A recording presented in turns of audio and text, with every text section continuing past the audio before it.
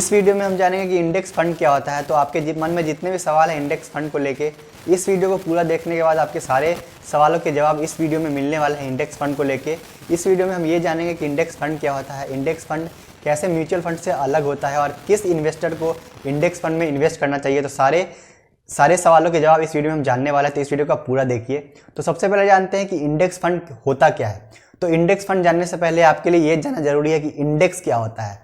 तो इंडेक्स जब भी मार्केट में गिरावट आता है या जब भी मार्केट में तेजी आता है तो इसके लिए इंडेक्स है, क्योंकि सारे के सारे जो भी लिस्टेड कंपनियां हैं, 5,000 से ऊपर लिस्टेड कंपनियां हैं पूरे के पूरे शेयर मार्केट में हमारे, लेकिन सारे कंपनियों को ट्रैक कर पाना बहुत ही मुश्किल होता है, इसीलिए इंडेक्स को बनाया गया है। जैसे निफ्टी 50 है, तो निफ्टी 50 में देश की सबसे 50 बड़ी कंपनियां हैं मार्केट कैप के हिसाब से, और वैसे ही निफ्टी 50 के बाद निफ्टी नेक्स्ट 50 है, यानी कि निफ्टी 50 के बाद जो भी 50 कंपनियां हैं उनको निफ्टी नेक्स्ट 50 बोला जाता है।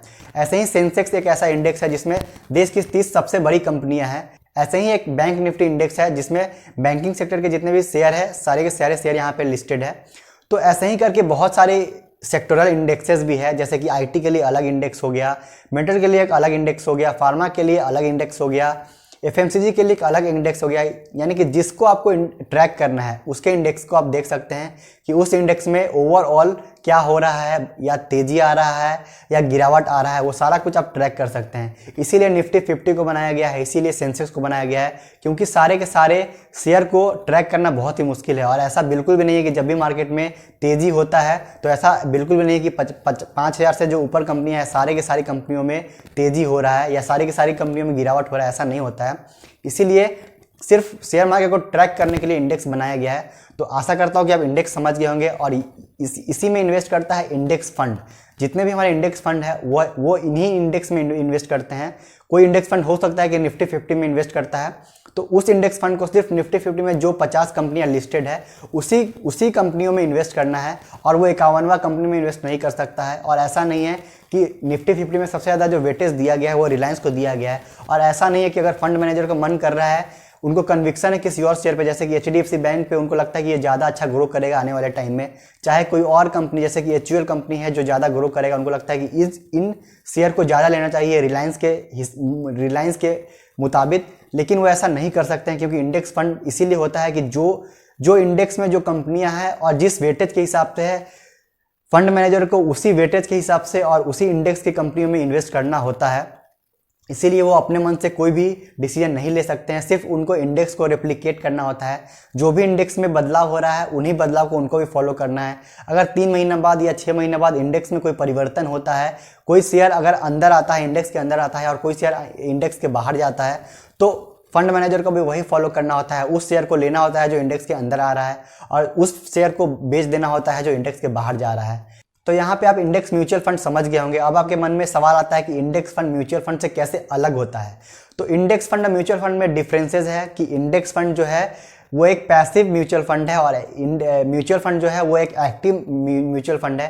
एक्टिव म्यूचुअल फंड इसलिए है क्योंकि म्यूचुअल फंड को एक्टिवली मैनेज करते हैं उसके फंड मैनेजर, क्योंकि सारे जो भी हम म्यूचुअल फंड में इन्वेस्ट करते हैं, सारे पैसे को इकट्ठा करके म्यूचुअल फंड के फंड मैनेजर डिसाइड करते हैं कि उनको किन कंपनी में इन्वेस्ट करना है, और वो अपना ड्यू डिलिजेंस करते हैं, वो अपना सारा शेयर का एनालिसिस करते हैं कि किस सेक्टर में किस शेयर में उनको एलोकेट करना है, कितने पैसे, वो उनके हाथ में होता है। और वो या तो बदल भी सकते हैं उनके मन में, अगर उनको लगता है कि कोई शेयर में अच्छा पोटेंशियल है, उस शेयर को लेना चाहिए, तो वो अपने फंड में ऐड भी कर सकते हैं, या किसी फंड को अगर लग रहा है कि कोई कंपनी अच्छा नहीं करेगी आने वाले टाइम में, तो उस फंड को वो बेच भी सकती है। और वो एक एक्टिवली मैनेज फंड है, इसीलिए वो mutual fund actively mutual fund बोला जाता है। और इंडेक्स फंड है एक पैसिव म्यूचुअल फंड, यानी कि इसमें जैसा कि मैंने बताया कि फंड मैनेजर को कुछ भी करने की जरूरत नहीं है, वो सिर्फ इंडेक्स को फॉलो करते हैं और इंडेक्स को रेप्लिकेट करते हैं कि जो भी इंडेक्स में बदलाव आ रहा है उनको मैनेज करना है, और बस वही करना है जो इंडेक्स में हो रहा है, उसी हिसाब से शेयर को लेना है, उसी हिसाब से वेटेज भी रखना है उनके अपने इंडेक्स फंड में। और वो इंडेक्स फंड अलग अलग तरह के हो सकते हैं, जैसे कि अगर कोई इंडेक्स फंड निफ्टी 50 में इन्वेस्ट करना चाहती है तो वो सिर्फ निफ्टी 50 के कंपनी में इन्वेस्ट करेगी। अगर कोई इंडेक्स फंड अगर निफ्टी 50 के नेक्स्ट 50 कंपनी में इन्वेस्ट करना चाहती है तो वो नेक्स्ट 50 में जो भी कंपनियां हैं उनमें इन्वेस्ट कर सकती है। अगर कोई इंडेक्स फंड चाहती है कि वो आईटी के सिर्फ इंडेक्स में इन्वेस्ट करे, तो आईटी के जितने भी शेयर्स है जिस हिसाब से वेटेज है उस कंपनी में इन्वेस्ट कर सकती है, और उसी वेटेज के हिसाब से। ऐसे ही बहुत सारे सेक्टोरल इंडेक्स है, और बहुत सारे सेक्टोरल इंडेक्स म्यूचुअल फंड भी है जो सभी सेक्टरों को रिप्रेजेंट करते हैं और अलग अलग सेक्टर के इंडेक्स में अपना इन्वेस्टमेंट करते हैं, इसलिए वो इंडेक्स फंड कहे जाते हैं। और इंडेक्स फंड और म्यूचुअल फंड में जो एक और मेजर डिफरेंस है वो है एक्सपेंस रेशियो का। तो एक्टिवली जो म्यूचुअल फंड है उसमें एक्सपेंस रेशियो ज़्यादा होता है क्योंकि उसके बहुत सारे अपने खर्चे भी होते हैं, फंड मैनेजर होते हैं और उनके भी डे टू डे के जो भी खर्चे होते हैं वो हमसे और आपसे जो भी हम इन्वेस्ट कर रहे हैं एसआईपी के तौर पे चाहे लमसम के तौर पे, उसमें एक एक्सपेंस रेशियो होता है जो 0.5% से 1.5% तक होता है। लेकिन इंडेक्स फंड में यही जो एक्सपेंस रेशियो होता है वो बहुत ही कम होता है, क्योंकि यहाँ पे ज़्यादा खर्चे नहीं हैं, फंड मैनेजर को ज़्यादा कुछ करना नहीं होता है, सिर्फ फॉलो करना होता है इंडेक्स को। इसीलिए यहाँ पे 0.1% से लेकर 0.3% तक का एक्सपेंस रेशियो लगता है।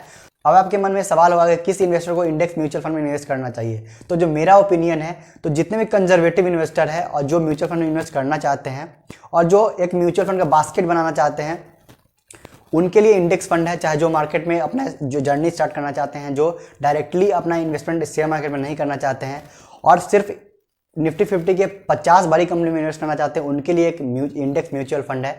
क्योंकि इंडेक्स म्यूचुअल फंड में आपको लार्ज कैप के मुताबिक अच्छा रिटर्न भी मिलता है। लार्ज कैप में इन्वेस्ट इसीलिए लोग करते हैं क्योंकि जो ज़्यादा कंजर्वेटिव इन्वेस्टर होते हैं, जो ज़्यादा रिस्क नहीं लेना चाहते हैं और एक डिसेंट रिटर्न चाहते हैं, वो लार्ज कैप में इन्वेस्ट करते हैं।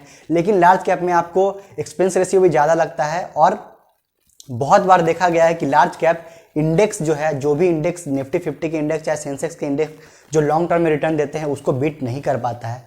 तो वैसे म्यूचुअल फंड में इन्वेस्ट करने का कोई फ़ायदा बनता नहीं है। ऐसा सभी म्यूचुअल फंड के साथ नहीं होता है, सभी लार्ज कैप के साथ नहीं होता है, ऐसा कुछ के साथ देखा गया है। इसीलिए जो इन्वेस्ट स्टार्ट करना चाहते हैं, जो कंजर्वेटिव टाइप के इन्वेस्टर हैं, उनको इंडेक्स फंड के साथ जाना चाहिए। यहाँ पे आपका एक्सपेंस रेशियो के तौर पे एक छोटा सा परसेंटेज अमाउंट भी बचता है, जो आने वाले टाइम में अगर आप 10-20 साल अगर 25 साल की अगर लॉन्ग टाइम में देखेंगे तो एक छोटा सा अमाउंट बहुत ही बड़ा आप सेव कर पाएंगे और वो आपको लॉन्ग टर्म में मिलेगा। तो इंडेक्स फंड के साथ आपको जाना चाहिए अगर आप कंजर्वेटिव इन्वेस्टर है। तो अगर आप रिस्क ले सकते हैं, तो रिस्क लेने की अगर आप में क्षमता है, अगर आप एक बास्केट बना रहे हैं, तो भी आप इंडेक्स फंड के साथ और भी म्यूचुअल फंड के कैटेगरी में अपना ले सकते हैं। तो आशा करता हूं कि जितने भी आपके डाउट्स है mutual fund, index mutual fund को लेके और म्यूचुअल फंड और इंडेक्स फंड के बीच में अगर आप जो डिफरेंस जानना चाह रहे थे, मैंने इसमें ज़रूर डिस्कस किया होगा। आप अभी भी आपके मन में अगर कोई सवाल बचा रह गया है तो ज़रूर कमेंट करके मुझसे पूछ सकते हैं, मैं उसका जवाब जरूर दूंगा। और भी आपके मन में कोई सवाल है म्यूचुअल फंड को लेके चाहे इंडेक्स फंड को लेके, तो वो भी आप कमेंट करके पूछ सकते हैं। और ऐसे ही इंटरेस्टिंग वीडियो देखने के लिए, एजुकेशनल वीडियो देखने के लिए, फाइनेंस रिलेटेड वीडियो देखने के लिए इस चैनल को सब्सक्राइब करना ना भूलें और जितना हो सके इस वीडियो को शेयर कीजिए, क्योंकि आप दूसरे की भी मदद कर पाएंगे इस वीडियो को दूसरे के पास पहुंचा के। और यहाँ तक देखने के लिए आपका धन्यवाद।